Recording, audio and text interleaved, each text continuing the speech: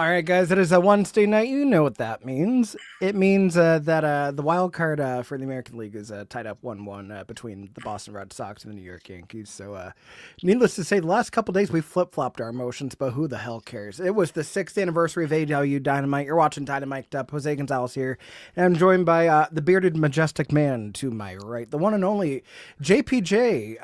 JPJ, how does it feel knowing that your series is tied? Not really what you had on the cards tonight, huh? I mean, no, not really. I knew we needed to win game one, which we did. And then we just got to find a way to win one of the other two. We should have won tonight. You guys, I don't say you guys, but the Yankees literally tried to hand us that game about 3 or 4 times, and we just refused to take it. You ain't getting to know out of me. Yeah, so we should have won that game. We'll see what happens tomorrow. We're pretty depleted in the boat. Like, we have no pitchers tomorrow now, so we'll see how that goes. But either way, if we win, the better team will win, and if we lose, the better team will lose. So that will be how tomorrow goes. So Aaron Boone is a terrible manager. You guys will never be taken seriously by me unless he is not your manager. So even if you do get biased. Even if you do get biased, best to you, you will lose because Aaron Boone is fucking terrible at his job. Oh, I'm not saying he's a great GM. I don't think he's a great guy at all, actually. But, hey, we got closer last year than you did. That's all that matters. I mean, we also have been terrible for 3 or 4 years where you guys should have swept us already. Like, we shouldn't even made the playoffs. We're a year early with everything. Plus, we don't have our best player. Been injured for a month. I mean, speaking of teams that didn't get into the playoffs, sorry, guys, this is a random sidebar. I can't believe the fucking Mets didn't get into the playoffs of all teams. It's hilarious. I mean, we talk about fumbles. I know a thing or two about fumbles and turnovers in all my years of being a Bills fan, but damn. Spend what they spent to get Juan Soto after he went to the finals last year at the Yankees. Well, he did his part, though. He had a good year. He did. But just seeing them go from literally top of the standings all the way down. How do you keep that manager? That's what I want. They already came out and said that they are, unless they changed their mind. I mean, they could. People have done, but they've already come out and said he's coming back next year. How do you keep? I mean, they had the best record in baseball at the end of June. I don't know. Anything's possible. Apparently, he could stay on. Mike McDaniel survives by the skin of his teeth, defeating the Jets because that says so much this week. But more importantly, Zach Ranger in the chat. We got to acknowledge the holidays every week. Of course, every day. Screen. International Coffee Day. JPJ knows a thing or two about that. And National Homemade Cookies Day. I had celebrated a couple days earlier this week. Yeah, I was gonna say I know a little bit too much about both those things, to be honest with you. But we got ourselves a big what's become a semi-big football game on Sunday night between our two football teams. Yeah, which I wasn't expecting, but honestly, I'm looking forward to because I feel like the Patriots are getting back on track, if it feels. Yeah, listen, we had played. You guys are like the first good football team we're playing all year. So I don't have terribly high expectations. Our schedule has been relatively easy, but we are looking like a team that actually knows how to play football now. So that's good. That's good. I'm excited about that.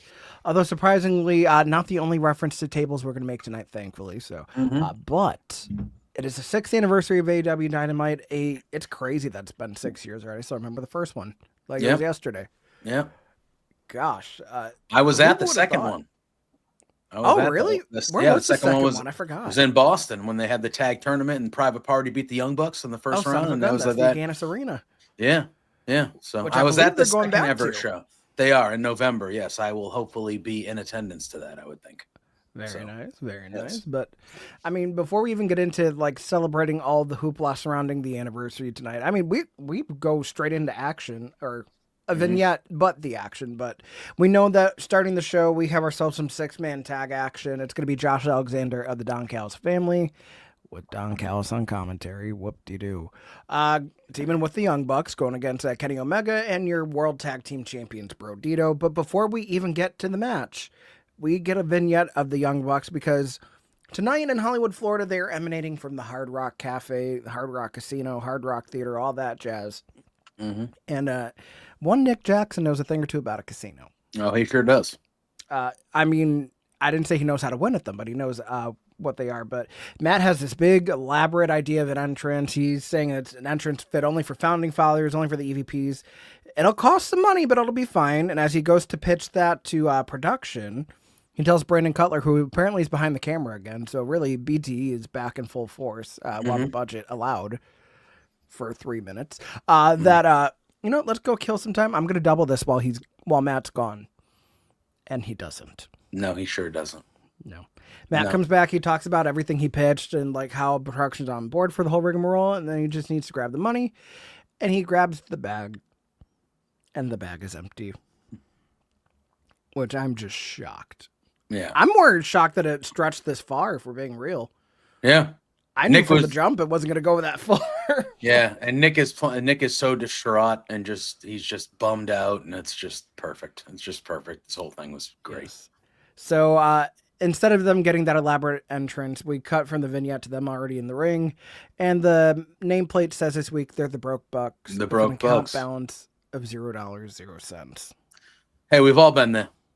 We've all been there, haven't we? We've all been close to that in the bank account at the very least, and we know how it is. Hard times fall on everybody. Yep.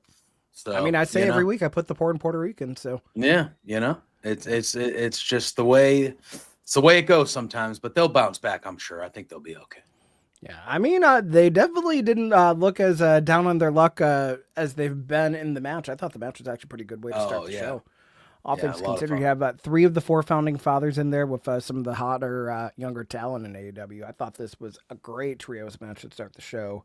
It showed a little bit of everything. We got to see a lot of back and forth. A lot of more so, like, instead of it being like 2-on-1 in favor of the double teams, we've started to see like kind of the inverse effect happen. I noticed like at one point the Bucks had Kenny in the corner. They did like this Hangman's neck breaker, and then Nick came in with a senton, but then he ends up getting a 2-for-1 of his own where like he bulldogs one of them and does a famous or to the other. Mm-hmm. That was kind of cool. We got to see a bunch of dives on the outside.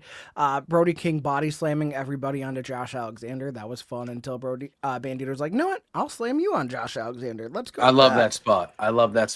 Yeah, that was a fun one. Yeah.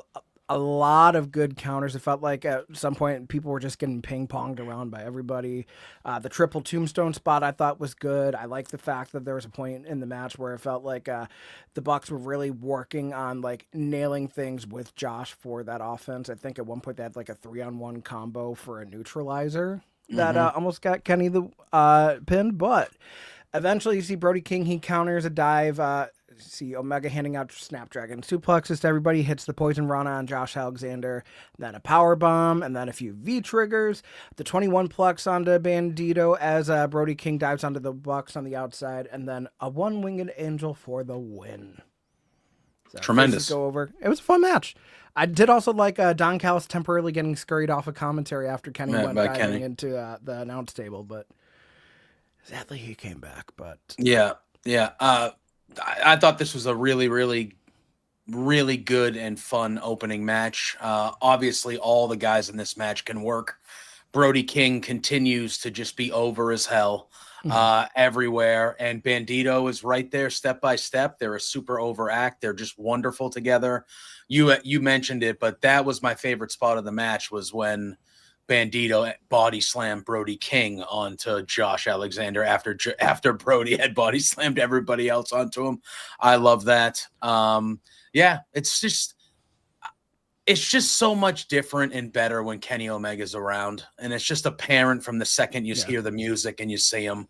And it was just good to have him back. I know he wasn't gone for a terribly long time this time, but like it was good to have him back in the match and to open the show with him. It was just a really fun, well-paced match, and the baby faces go over and the crowd's happy and jacked up to start the show.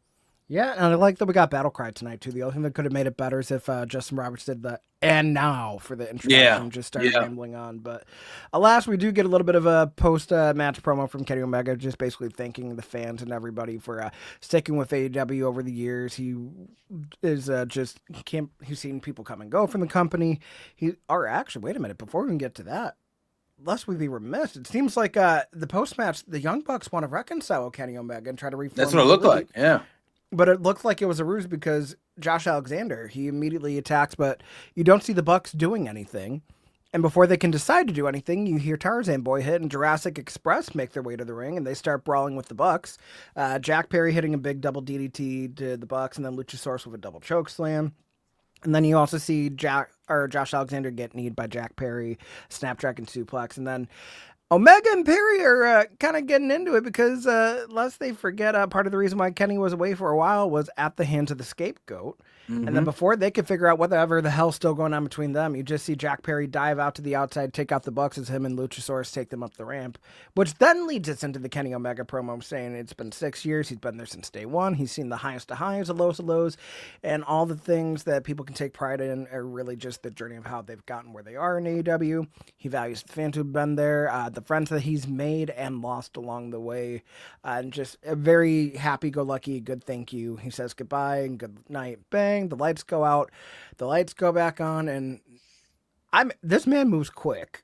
This was the quick. This might be the quickest one ever. I think. I feel like this was. No, I think Rick Rude is still the quickest one ever. Well, yeah, but this was what, couple weeks? Yeah, maybe 2 weeks. But Andrade El Idolo back in AEW and takes out Kenny Omega, and apparently is now part of the Don Callis family.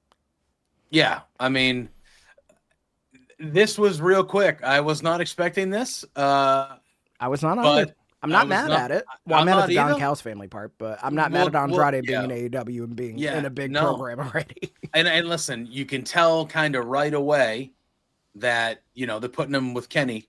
So clearly in the negotiations, Andrade was like, all right, yeah, like I'll come back, but like, I'm not going to, what happened last time is not happening.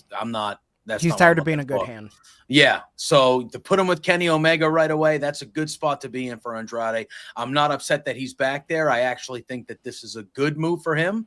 But I think we all saw it coming, honestly, because the alternative was, he isn't going to return to AAA, obviously, because that's now owned by WWE. I don't know if I see him in CMLL. At this point, we can see him in CMLL now they have the partnership, but it always felt like he was going straight back to AEW. Yeah. So he shows up real quick, and he's going to be, I would assume this is going to happen at Wrestle Dream, would be Andrade and Kenny, from what we saw tonight. Most likely, So that's a good spot to return to and be on that level with that guy. So, I'm excited about this. I'm glad he's back. He did not wait around, which was good. A few weeks ago he left, and he's already back. So, let's see how this time goes. But I like the move. I'm glad he's back. Yeah, I am too. I feel like this time they kind of realize what they have, so hopefully we get to see that utilized with his booking, especially if it means him winning a championship, which seems like it has not happened in AEW. Definitely didn't happen when he went back to WWE, because the hell we talk about not to make this like an anti-WWE rant, but it's kind of crazy that like all the hoopla that he had when he came back, he had that best of 7 series with Carmelo Hayes, and then you see both of them just dwindle away to fucking nothing. Yeah, it happens a lot. It happens a lot. It's like, oh, well, we'll throw them in a tag team. Now we have him and Rey Fenix together, and then that goes nowhere. Nope. And then he's gone, and it was just like, okay, like what the hell? They made his return feel like such a big, like, oh, all right, he's back. Like this is gonna, and then it was just, it did not go the way that it was supposed to go. Yeah. And hopefully, listen, there's never been any debate about how good Andrade is in the wrestling ring. That's never been a debate, but he's never seemed to fully hit no matter where he's gone. So now it's round 2 in AEW, and I hope this can be the one that sticks for him, because he's too good for him to not kind of work out how he's not worked out kind of whenever we've seen him. Yeah, no, I agree. Like, he's way better than him peaking in NXT, and I hope that this run we get to actually see that. But nonetheless, we do get a little mini retrospective video showing the 6 years of Dynamite, and then we come back with Mark Briscoe in a backstage, talk about how anniversaries usually are for a time for, remembering, reflecting, and he's reflecting on himself and his obsession that he had over 3 letters, MJF, and how he's on the other side of it now. He admits that MJF was tough. He said that if he was going to talk about his brother, he was going to try to take him to his very limits, and he was tough, but, think about who won at All Out and who won away. And now he's shifting his focuses over to the TNT title, and he, unlike MJF, can be happy for someone else getting the spotlight too. And he mentions his good friend Orange Cassidy, his friend of the conglomeration, getting that shot tonight against Kyle Fletcher, and that he will gladly be watching and metaphorically in the corner of his friend, because he wasn't there physically, but yeah. Which leads us into the TNT title match between Orange Cassidy. Originally it was supposed to be Hologram, as they announced last week, but I guess Hologram got taken out on Collision in some sort of backstage angle. But Orange Cassidy now challenging the protostar Kyle Fletcher for the TNT Championship, and I thought this was a fun one, JPJ. Sure was. Another guy, Orange Cassidy, came back And it's a good, nice little jolt in the arm, shot in the arm for AEW to get a guy like Orange Cassidy back. This was a good spot for him right away, kind of fighting Fletcher. It was a really good back and forth match. A couple things that stuck out to me. At one point, Fletcher kicked out of a DDT from Cassidy, and he kind of turned it into like a cradle into a spinning tombstone pile driver, which was a really that was cool spot. It was a ridiculous spot. But no, this was really, really good. And then you had kind of the stuff happen at the end of the match involving, hologram and all that stuff that kind of continued that. But real fun match between these two. Fletcher wins, which I don't think any of us thought that he wouldn't. I didn't think we were going to get through.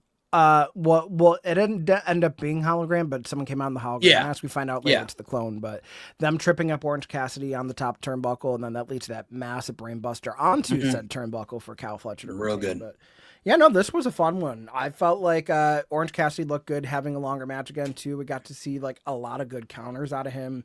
Felt like he was going for that crossbody, and then Fletcher turns it into a Michinoku driver, and then he's going for the brainbuster, and then he gets that Stun Dog Millionaire, and then a half and half suplex, and it's just a lot of good counter wrestling and a lot of high impact offense in this one. I was thoroughly enjoying it. Yes, I agree.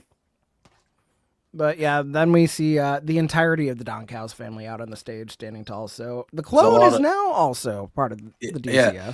That, they had the lights going there. They were like doing like these menacing lights, like they were flickering red and white and all this stuff.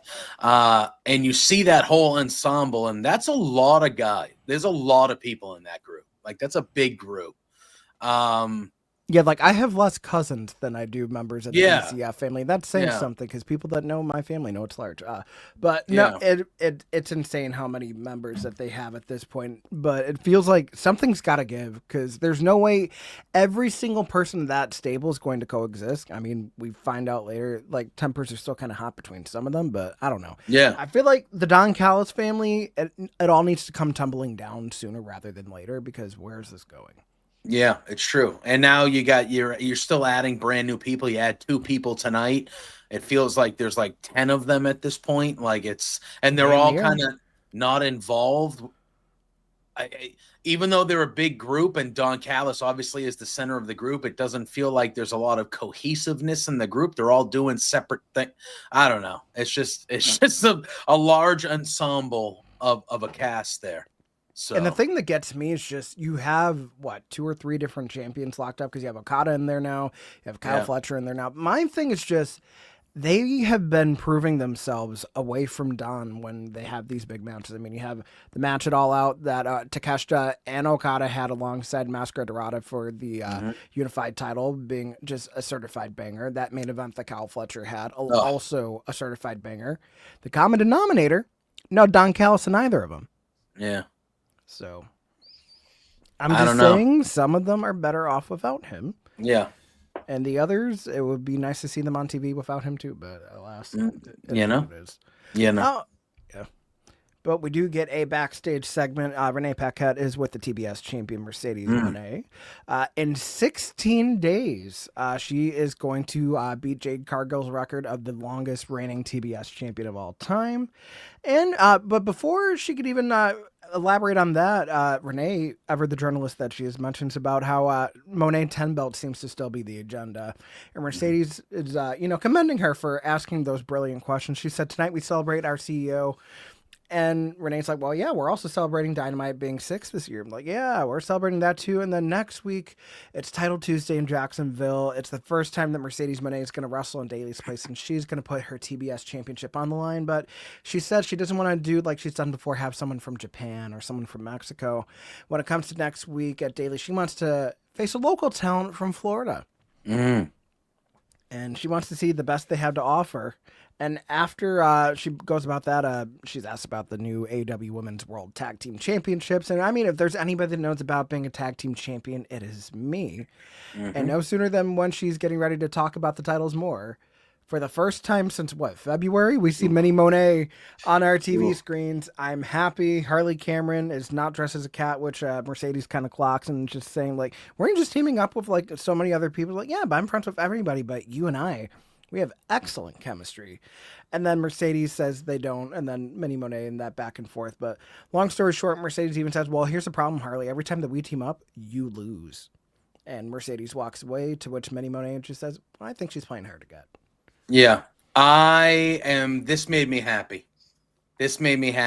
Mercedes and Harley teaming up to go after the inaugural.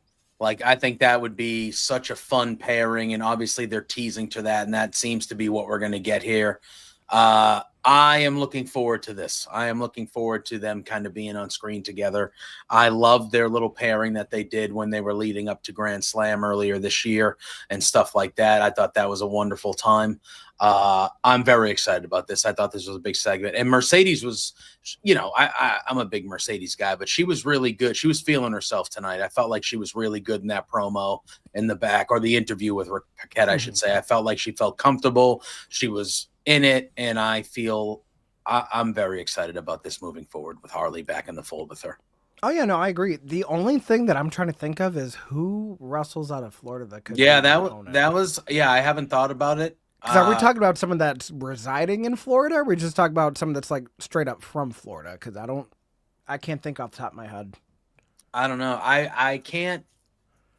Yeah, I can't think so. I'm trying to think of like who either on the roster is from Florida that we maybe haven't seen in a while, or who's out there that where's, I don't know who, because it's clearly not going to be a jobber. Like, it's going to be someone that we're not thinking about. Like, is Nyla Rose from Florida? Like, I'm trying to think of people we haven't seen in a bit. Nyla's from DC, even though right now she has this weird British accent thing going on after winning the Eve title, which, hey, you girl.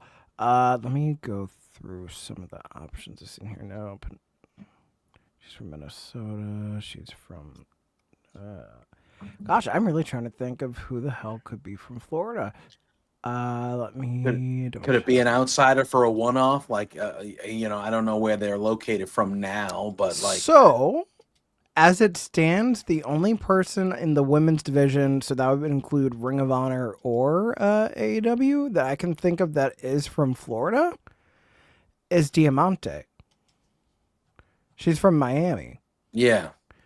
So unless they try to go the route of maybe it's someone that's not on the roster officially yet, like Lacey Lane, who was the former Kaden Carter, she's from Florida, and although they have her listed here on the Ring of Honor roster as well. I'm trying to think of who else it could be. Trish Adora is from DC. No.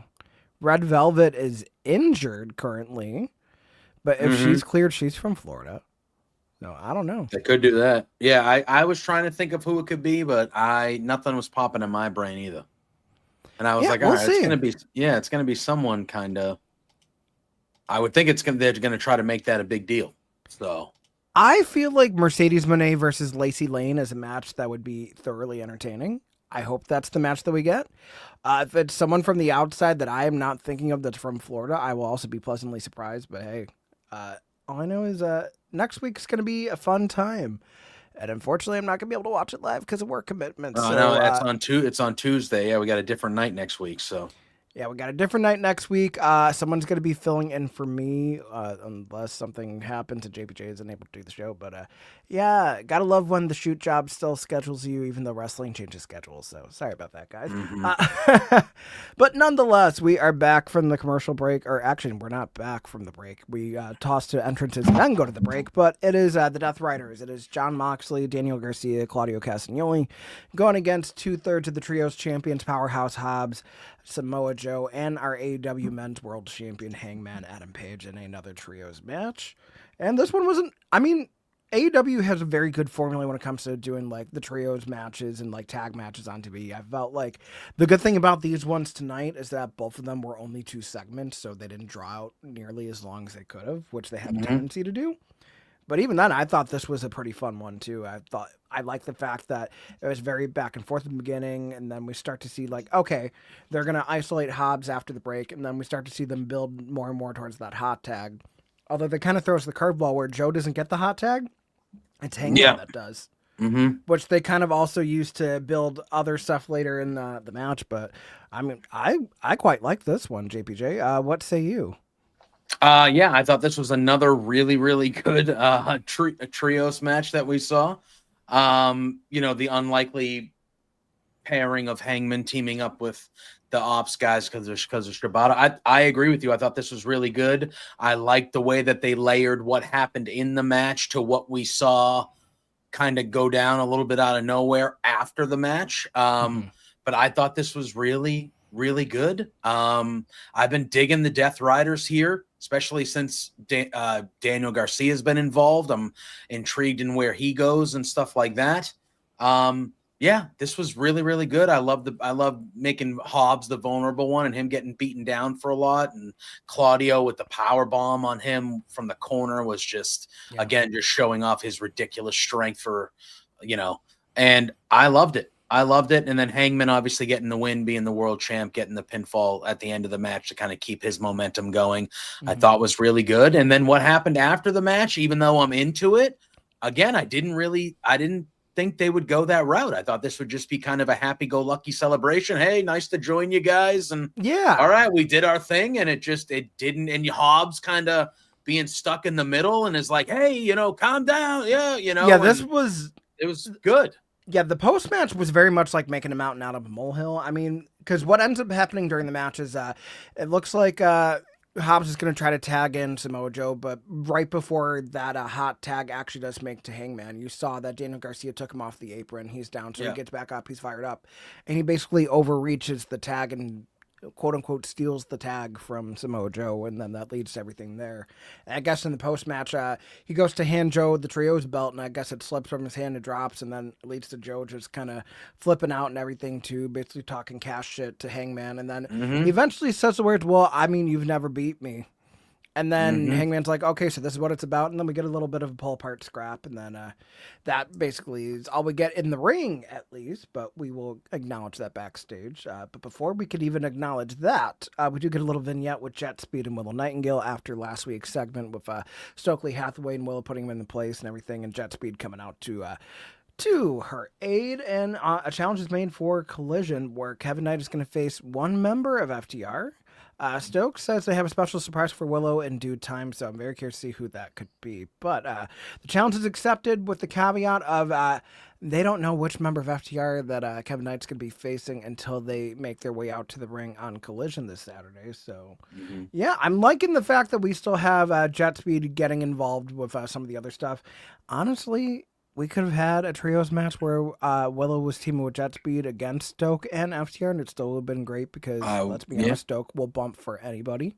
Yep, 100%. That would have been a lot of fun. But it seems like they're going to recruit a lady of sorts to go after Willow. It feels like that's what they're leaning towards. I don't know who would fit it. I mean, I don't know I'm trying to think of like who would fit into the vibe of FTR. I think they're injured, but I think I like Serena Deeb or something like that. Like someone that's like that type of wrestler. Yeah. Kind of that would fit into we're the greatest of all time. Because that's FTR's vibe. It's we're the best tag team ever. We're best in the ring. So I'm trying to think of like who could fit in and be that person. But honestly, the one that I'm thinking of is Mercedes Martinez. That would be good. That would be more than good. I want to be someone like Emi Sakura instead, which, I mean, I love Emi Sakura. She's a phenomenal wrestler. I just feel like the way that they treat her in AEW is not of the same ilk as someone that would be considered in the best in the world conversation in that company, at least. I agree. But we do also get into that backstage fallout from the trios match earlier. Renee's with Hangman backstage, and he's never been so damn confused in his life or in the last 6 years of being on Dynamite. Because Samoa Joe bitched about dropping a belt when he handed it to him, and then he mentions that I've never beat him, so that's what it's about.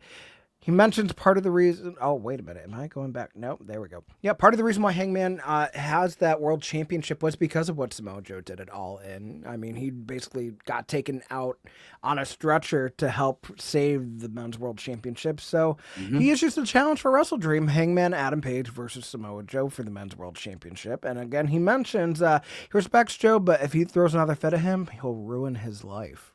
Yeah. Yeah, that last line was very intense. I'll ruin your life, he said. Yeah, I'm I love Samoa Joe. Who doesn't? I'm in on this. This will be a good match. I mean, it's another match that I don't really think Hangman is in jeopardy of losing at all.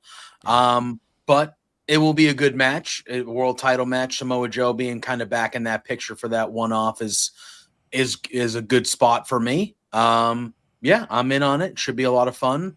I'm interested to see what kind of Joe we get here, though, because he's still the Ops are still a babyface group, but I feel like he's going to be the I feel like he kind of came off as the jerk in it. Yeah, no, I feel like we're going to get like prime, like asshole. Like asshole. Yeah, exactly. That's what I think we're going to get here for a few weeks to build to this. So yeah, I'm looking forward to it. I think it should be good. And the matches that Hangman puts on are just incredible. And this should be another one. Yeah, I think the thing that gets me is just because it felt like the title was in more jeopardy when Joe faced Moxley than it does when he's facing Hangman. Oh, yeah. Which is still crazy to say that, but it's just like, I know the match is going to be good. It's not going to be about the destination. It's about the journey. So, like, obviously trusting that. It would be interesting to see what would happen if Samoa Joe did win the world championship, but they're not going to do that to Hangman right now. No. There's not a snowball's chance in hell they're going to do that to him. No, absolutely not. I can't see that happening. So that is the one thing so far is, soon enough, and Hangman just got it. Like, he's only had a few pay-per-view defenses, so it's all good. But at some point, I want Hangman to start getting into some feuds and fights where it's like, I have some doubt that he'll win. This is just a couple of matches where it feels like it's like, all right, yeah, these are just going to be good title defenses to kind of build his championship resume this reign, Yeah, I agree. And I mean, following that, we do get some women's action. It's Timeless Toni Storm going against Ty Mello, which I appreciate. They showed the little promo of Ty basically saying like, hey, it's the 6th anniversary of Dynamite. Toni Storm, I've never faced you, but I want to say that I've been able to face the best. So what do you say, me and you one-on-one for the first time? But the thing that gets me is, I will be honest, when I was watching All Out, because we missed the show after All Out, just because of scheduling conflicts or whatever, but I wasn't expecting Toni to lose the title. I still picked Toni to retain, but I remember us having the conversation, and I said that if I thought there was going to be a surprise of the night, it would be in that 4-way. Yeah. But I didn't think it was going to be Stat. Toni. I'm not mad that it's Stat, I'll tell you that. I'm not Especially the fact that Toni took the pin. I think that says more about that than anything. Yeah, and we're just in a second here, we're going to kind of talk about where that's all going and stuff like that. It was a nice surprise. It was a well-deserved surprise. I love Statlander. I love everything that she's done since winning it All Out. She's already defended the title. She's in the main event of this show that we're going to be talking about in a little bit. I love I love everything they're doing with Statlander. It was a nice surprise. And then clearly we know where Statlander is going next still with this. And I am really digging it. And I'm kind of digging what we're seeing out of Toni Storm because,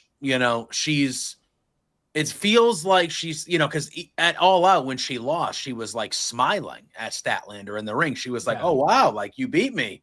Like, holy, like it wasn't like she was upset. Yeah, she wasn't upset or anything. And then we've kind of seen like, her attire and the way she's doing her makeup and her hair.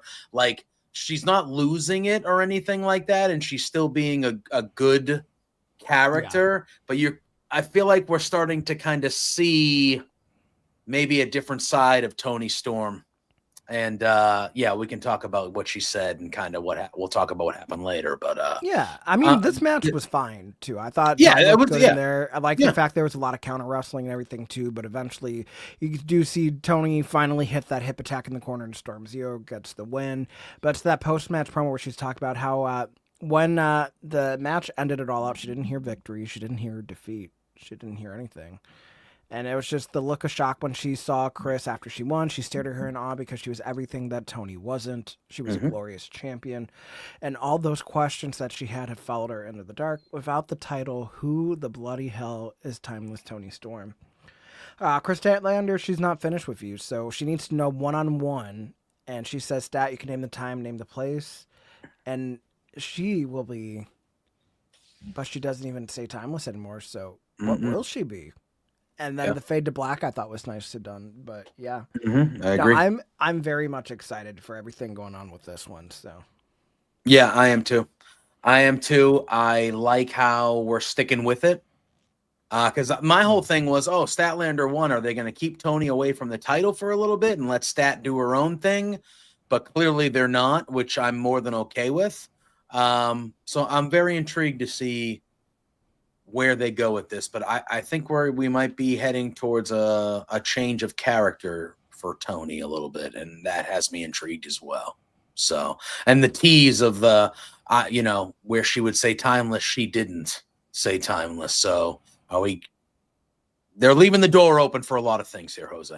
So here's the question, though. If it's not timeless Tony Storm, do we see her go back to like the rocker Tony Storm? Yeah. Or is it a brand new iteration of Tony Storm? I don't know. I feel like with the character, like, and again, she's been timeless for a long time, but like, I feel like with the person at the level of Tony Storm and what she can do and what we've seen her do from a character standpoint, I feel like a new iteration of a character, I feel like it could be anything. She could do anything, Yeah, well, I mean, she's done old different Hollywood. thing, maybe. I'd be very curious to see her do like an of the times version of Tony Storm, where like it's still Hollywood. Yeah, I was gonna say what about like Hollywood.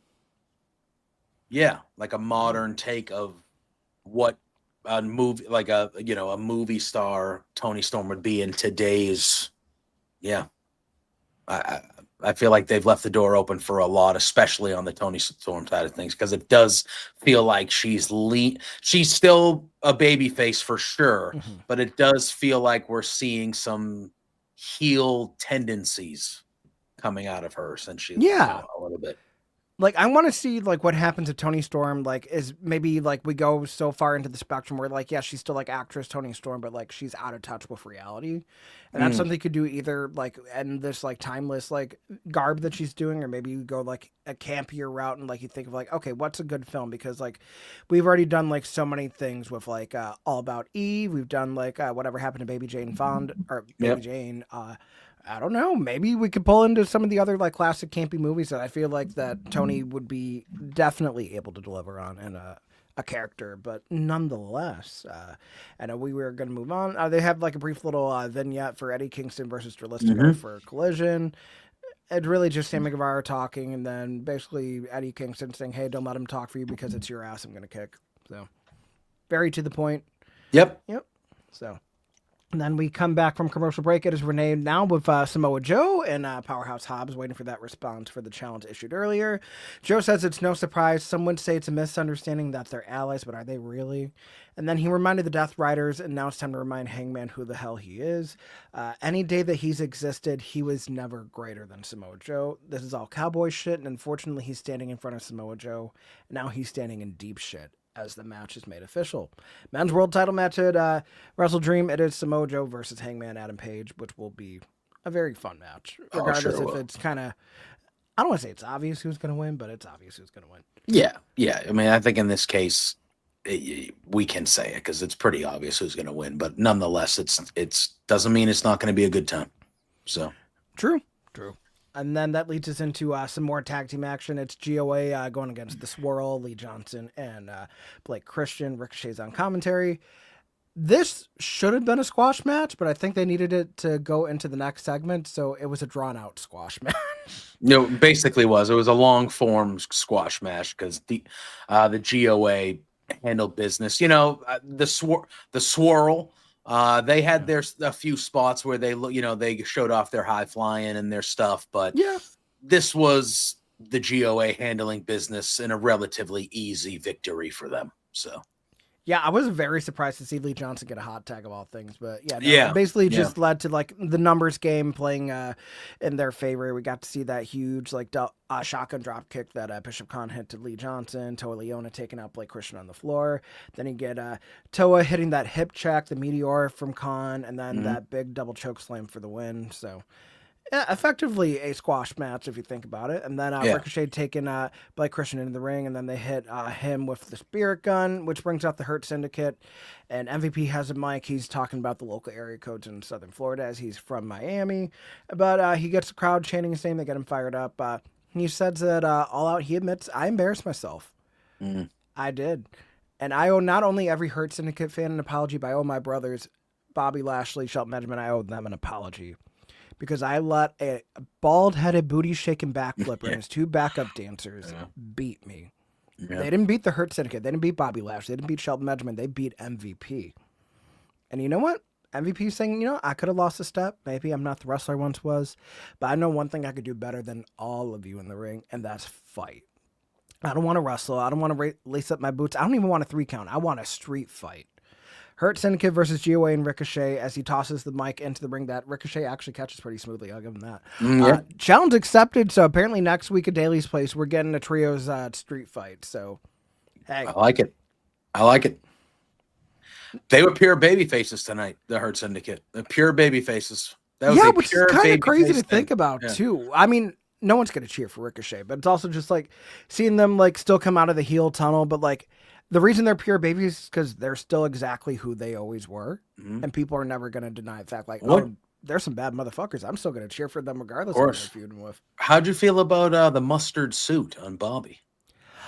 Honestly, I wasn't paying attention to the mustard suit. I like like the gray with the T that MVP had going on with the high tops. Like, I might have to steal that look for one of these days. But this is going to be good. I thought the trios match they had it all out was pretty solid.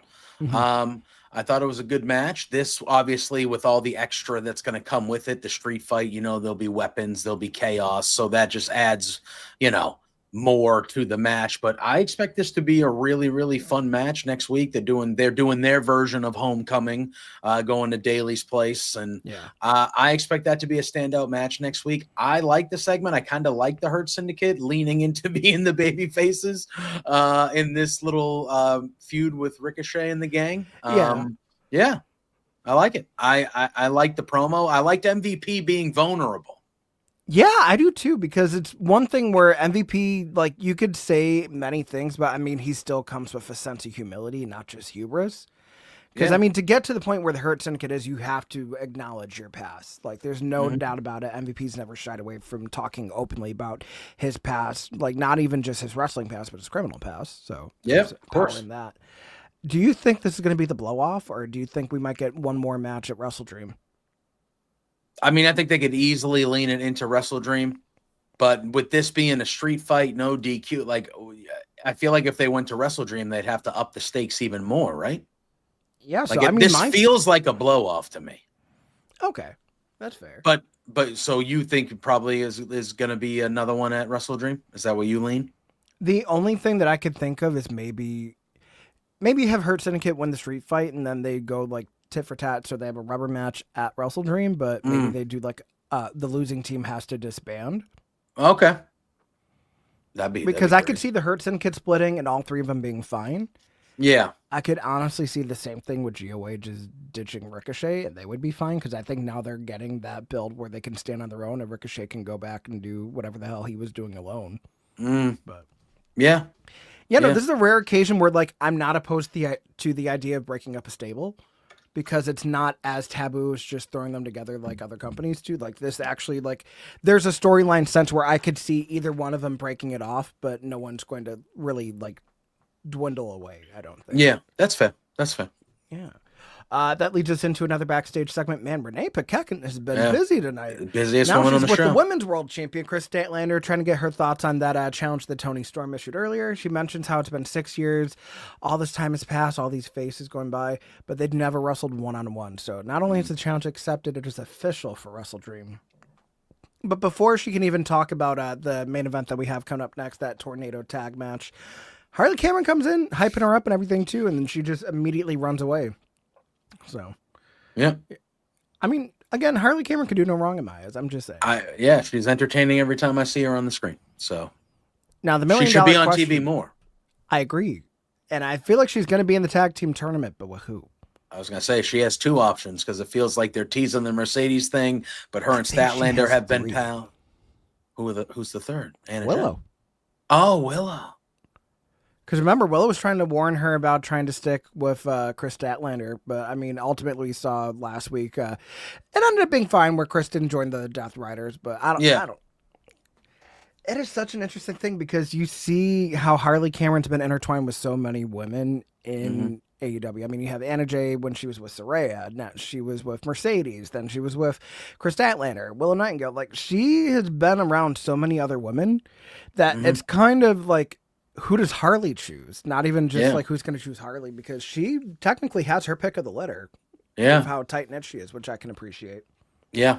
I'm interested to see, because she's definitely going to be in the tournament. If I had to pick, I'd probably say Mercedes, but yeah, she does have her choice. Sure. Yeah.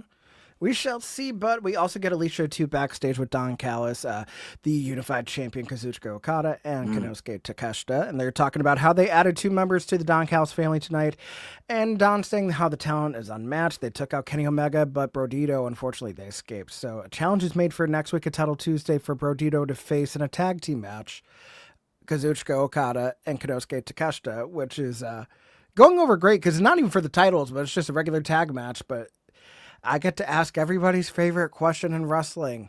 Oh, can they coexist? I'm going to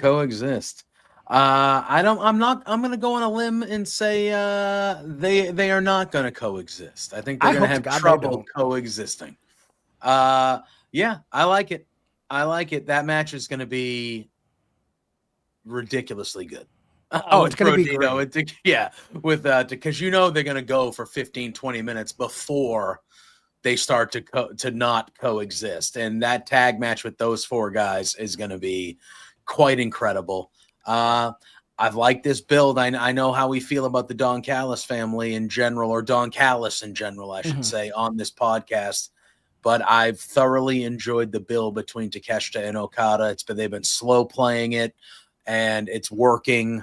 And I think next week is going to be really the spark that kind of sets it fully in, because we're getting this match at Wrestle Dream the following weekend. Like that's when we're getting this. So I think next week is going to be the catalyst, which really starts the full on.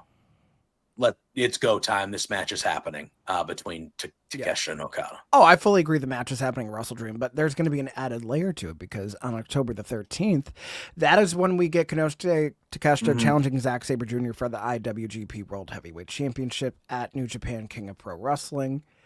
There's no doubt in my mind, I feel like Takeshita is going to win the IWGP title, which adds another layer into Wrestle Dream, because when you think about what Wrestle Dream started as, it was always a tribute show to Antonio Inoki.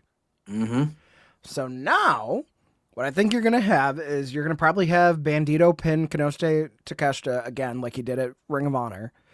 Whether Okada's on the apron or not for it, and he just abandons him, then that's going to be kind of the straw that breaks the camel's back. You start to see the dissension, the challenge made for the unified title at Wrestle Dream. You're going to see Takeshita come in. I don't think he has to win the title, especially if he's going to have the IWGP title.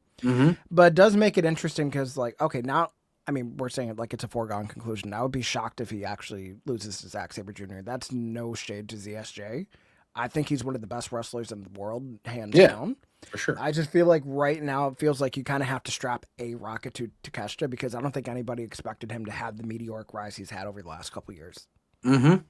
So that's going to be a layer there. People can go ahead and make their music videos hyping up Okada versus Takeshita to Not Ready to Make Nice by the Chicks. It'll be great. But yeah, no, I'm excited for the fallout of next week's tag match, even more so than the tag match, which I know is going to deliver. Oh, for sure. For sure. Yeah, it's going to be, I don't know if they'll get physical next week after the tag match, but the tensions are going to be very high. And we're going to officially know that there is an issue. I think Takeshita's going to get called a bitch, though. I would not doubt that. It should be a good time. Yes, but it does lead us into our main event of Dynamite this evening. Speaking of a good time. For the second week in a row, the Women's World Champion, Chris Statlander, main eventing Dynamite, as she should. Teaming up with Darby Allin, going against the Death Riders, Marina Shafir, and Wheeler Yuta in a Tornado mixed tag match, which is basically just an intergender tag match, which I ain't mad about, because they were fighting every damn where, and it was fun. It sure was. Started right out in the stands with the people. They did not wait around. This match was a blast. This match was a blast. I loved it. A lot of great spots. I don't want to fast forward all the way till the end, but Marina Shafir with the bare feet. I yelped. I almost, that was as close to screaming as I came. I know we didn't do our show last week, but on other shows I talked about the tax with MJF and Mark Briscoe, obviously. Oh God, like they were getting in places that you wouldn't even think to use tax in a wrestling match. Like, son of a bitch. And I was like, you know what? I was like, obviously I've never been a wrestler or at a wrestling ring, but I'm pretty sure one thing I don't think I could ever do is tax. And then I see poor Marina Shafir go bare feet first into the tax. Yeah, I think I have a short list of things I wouldn't take far as wrestling weapons go. I'm like, bare feet. I can't imagine how that. It gave me. I was like, it was bad. I mean, I've seen enough Tom and Jerry to know that stepping on tax does not bode well. Yes. It reminds me. It's not to say, but in Home Alone, when he steps on the nail. It's just the worst part. It's just the worst part where you're like, no. But no, this match was a lot of fun.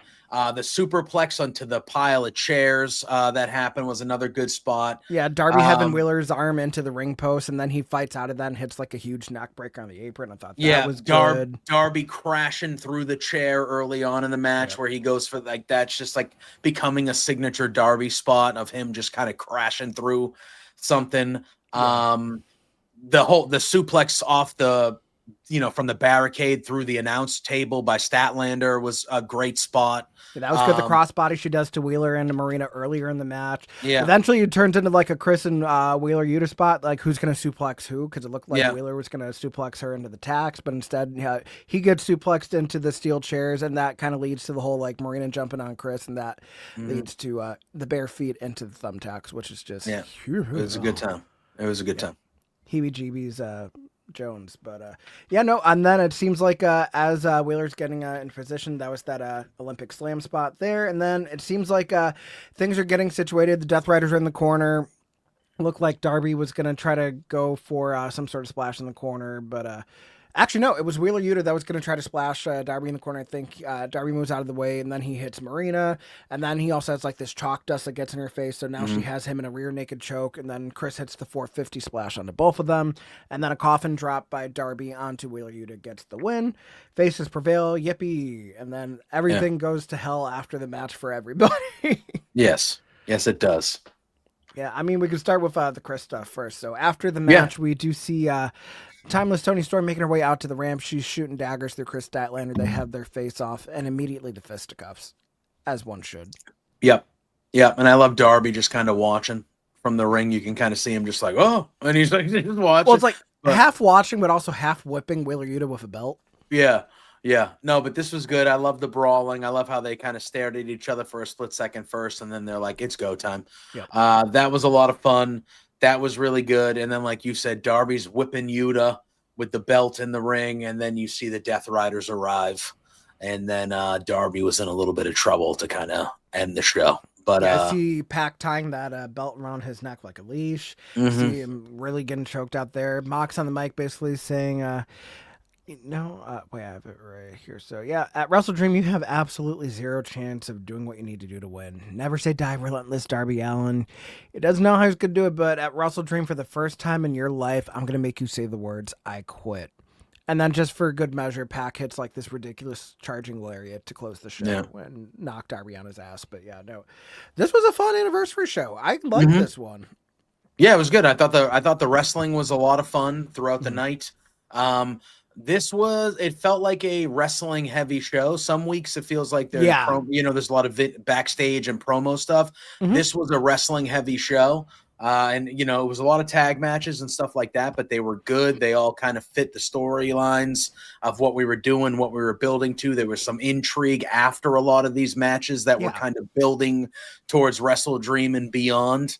I thought it was a really, really good show. I kind of built up some more stuff for Wrestle Dream that's, a couple weeks away or a week and a half away or whatnot. I thought this was really good. I had a good time with it. Yeah, and I like that AEW is also kind of normalizing the intergender wrestling more so this year than anything. Like anything that's really been called a quote unquote mixed tag, you're seeing the guys mixed up with the girls as much as the girls are mixing up with the guys now. So yeah, that is a fun way to also like double down on the anniversary, then being the alternative. Like, okay, so you guys have this show here that you guys have been doing for 30 years. So how about this one? We're going to show you stuff that you don't normally see on them, including intergender wrestling, including like more hardcore spots that you might not get, including more faces that are newer to you but are proving themselves themselves to be world-class stars. So yeah, no, it was a great, I think, show that shows kind of the identity of what AEW is in 2025 and why this year kind of feels like it's been not just a rebuilding year, but kind of a revitalizing year for AEW. Yeah, I agree. They've had an excellent year. And I think this was a really, really good, fun anniversary show. And it's featuring not new stars, because they're stars that have been here. Like a lot of the stars that were on this show tonight were day one people. And I think that kind of shows the growth that they've had as a company and kind of where they're at. And like, Statlander's a day one person, but she just won the world title for the first time a week ago, and to see her main eventing her second straight Dynamite and, all the things that are bleeding through. And like we saw throughout the night and stuff like that, like they're in a good spot. They've been humming for a while now. They've been my favorite wrestling product for most of this year, but in particular, the last 3 to 4 months, they have been without question what I've enjoyed the most in my pro wrestling on a weekly basis. And they're not slowing down. They're not slowing down. Wrestle Dream, we still got some time in matches to build, but it's looking like it's going to be another great pay-per-view by them. I really like the direction things are going. I thought tonight with the stories that were, teased and kind of progressed, I really like what AEW is doing right now. They're really checking all the boxes for me. Yeah, no, I've been very impressed with how they've handled this year. I feel like a lot of the criticisms that people have had of AEW in the past, they're working hard to rectify. I feel like we're starting to see more consistently more than one women's match on a Dynamite, which I can appreciate. Yep. I hope this 100%. Remains the trend, because especially now that you're going to introduce a women's tag team division to all this, there's no excuse for women to only have one match on a 2-hour show, especially if it's going to be just at 9:30 as a semi-main. Yep. I agree. That's something that's been addressed. We're starting to see a lot of oh, well, why don't you focus on building up new stars instead of just taking scraps from other companies? You've seen that with Hangman. You've seen that with Swerve. You've seen it. Tony Storm, yes, like Swerve came from another company, but the Tony Storm that we get now in AEW could have never happened anywhere else. No, not at all. We're talking a complete career transformation with AEW. So it shows that it's not even just about it being an alternative for fans to watch, not an alternative for wrestlers. Now it's a place that people desire to go from the jump. 100%. And you should, if you want, for some, Tony Storm is the perfect example. Yeah. Where we all knew how great she was. She wasn't given a great opportunity. She came here and they were like, hey, we're going to work with you. You have ideas, let's make them work. And she's turned into arguably the greatest women's wrestler in the world the last 2 to 3 years here. And she's even said it in her promos that she wouldn't have been able to shine like this if she was not an AEW. And I think that says a lot in the Hangman Adam Page story and just the things that they've done. It's just tremendous. And I like what we're doing. I just like what we're doing. I think they're getting stronger. And I know, people were kind of like, oh, Andrade's bad, but you bring somebody like an Andrade back, and you think about the quality of people they have on the shelf. They got Swerve and Ospreay on even there. Yeah. Right now. And those are 2 top of the card, face of the company guys that are not there right now because they're out injured. So they're stacked, man. And they're in a good spot. Yeah, man. I don't know that I'm just really, really liking what they're doing. Yeah. And I like the fact that it feels like they're just trying to be themselves throughout anything. It doesn't matter what another company's trying to do to counter them. The fact that there's been as much counter programming this year, more so than others, has shown that they're taking AEW seriously after all these years. Agreed. And I think AEW has come out, looking better for it, honestly. They're doing this they're doing this counter programming and all this stuff, and whatever business, whatever you're gonna do, that's fine. But personally, I don't think it's really worked out the way I feel like on those days AEW is outperforming them, and AEW is having the better shows, and people are like, look, at WWE has a much broader fan, they have more fans. They've been around for 50 years. They're a worldwide company. They're always going to there's always going to be more people watching WWE numbers wise than watch AEW. That shouldn't shock anybody. So when people use that as a slight, I'm like, well, what are you think? Like, what do you? Did you think that? Like that part of it is weird to me. But when you look at the quality of the shows and everything that's going on, like for me, it's not close. And I know you are too. I'm somebody who watches both. I support both to an extent, even though the other ones are certainly making it harder and harder as feels like as the day goes. But like, I still support the wrestlers and the talent in both. I watch the shows because I love the wrestlers and the talent in both. And I don't even think it's really been close, Jose. Yeah, no, and I even said, like, I even said this on Friday when I was on Fightful with Kate. We were doing the SmackDown post show. Like, I'm always a big proponent of don't support the company, support the wrestlers. Yes. And it is not like out of the realm of like being a fan to acknowledge when things are fucked up in the wrestling world. Like, I've acknowledged when AEW's done stuff that I think is in poor taste. I just tore WWE a new asshole on Friday for the way they opened their show. So no company is above criticism, especially constructive criticism. But as it stands, I'm glad that we have such quality wrestling in other places for the ones that feel not even just betrayed by WWE, but like it just doesn't appeal to them anymore. Like you can be a wrestling fan without having to watch a television product entirely. You could be watching entirely independent stuff. You could be watching international stuff. Like there's never been more wrestling than there has been in 2025. Agreed. And a lot of it is pretty fucking good.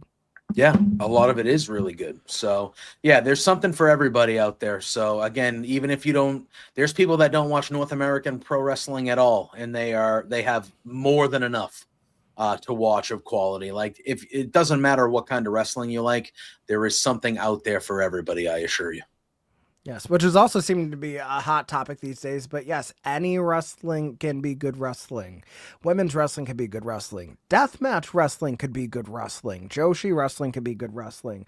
Lucha Libre, Brit Rest, like Canadian wrestling. It is all good wrestling. Soft ground in Uganda is good wrestling. Don't let people talk out of their ass, try to discredit what it is. Don't yuck people's yum. It is that simple. Yeah. And if you like it, then guess what? To you, it's good wrestling. So who gives a shit what other people think? If you like it, you like it. There's TV shows that I've liked that everyone said was bad. There's TV shows that everyone said was the greatest show of all time. And I watched it and I said, not for me. Exactly. Like it's subjective shit. It's when we start, oh, I like this, so you should like this. Oh, you don't like what I like? Well, you're an idiot. Well, in any form, whether it's pro wrestling, whether it's whatever and whatever, like if that's your mindset, then okay. Like, it's whatever, dude. Like it's the bean soup of it all. Cause like you'll have someone talking about like, oh, okay, here's a recipe for bean soup. And then you'll have someone in the comments, well, what if I don't like beans? Then motherfucker, it's not for you. Yeah, that's right. Then you look at it, you go, we're not saying don't have an opinion, but don't be a dick about it. Yeah, exactly. It's just, different strokes for different folks, man. Yep. I mean, speaking of strokes, JPJ, what are you going to be talking about tomorrow? That'll be my segue to close the show. I know you have some other bearded activities going on tomorrow. Yes, tomorrow night, 8 p.m. Eastern, over on our pal Love Wrestling CA. Pluggo and I will be getting up to our usual nonsense for Between Two Beards. I will have a game 3 of a Red Sox and Yankees on as we're going, so I'm going to try to be, present, as I could either be very, very happy or not having a good time. Most likely I'll be very happy because Aaron Boone is a piece of shit and sucks at his job, and he'll probably blow it somehow. But regardless of that, Between Two Beards, we have Cole Radrick joining us tomorrow night. We're going to talk about PWI. He was on that list this year. So we're going to talk about that. We're going to talk about some football because he is an Indianapolis Colts fan. And even though they had a loss this weekend, they are one of the true surprises in the NFL early on this season. So we're going to be talking some pro football and that's some pro wrestling with him. Yeah, truly. Blue's over. Yeah, he really is. Well, I mean, with that celebration, how can he not be? Oh, my God. Yeah. How can he not be? So we have Cole Radrick joining us for, I think, a half hour or so on the show. So that should be a lot of fun. And we'll talk about the week in wrestling. Pluggo's flying my way out next weekend for Bound for Glory. We're going to be covering that show here in Massachusetts. So looking forward to for him heading out to Boston and Massachusetts for the first time. So we got some cool stuff going on. But tomorrow night, 8 p.m. Eastern, check us out there. We got a big show planned. Yeah, very nice, very nice. Me, I keep it simple, Jose in the air everywhere. There will be stuff coming up very soon, so keep an eye on the Twitter. You never know what I'm going to announce. There might be some new shows. There might be some new places to support me in your creative endeavors. But until then, as always, normally Wednesdays when we're here. I know next week I have my work conflict, so keep an eye on at JPJ Loves Gaming and at Bodyslam Not on Twitter for any updates for what's going to go on for next week's DynaMic'd Up. But until then, make sure you guys are following Bodyslam wherever you are going, on the socials, on the YouTube, patreon.com. They have you covered. Bodyslam News, $5 a month. Get some of the scoops before even some of the other sites have been breaking scoops. It's actually kind of cool hearing them say, well, we didn't break this first, but I think Bodyslam actually did. Like seeing Corey Hayes getting put over there as he should. Yeah, absolutely. Corey's a great one. I mean, the whole team here. I mean, we got some of the best people that love wrestling here at Bodyslam.net. So make sure you're getting acquainted with them. Make sure you're supporting anything we got going on over here. And until then, we will see you guys next time. So take care. Have a good night and talk to you soon.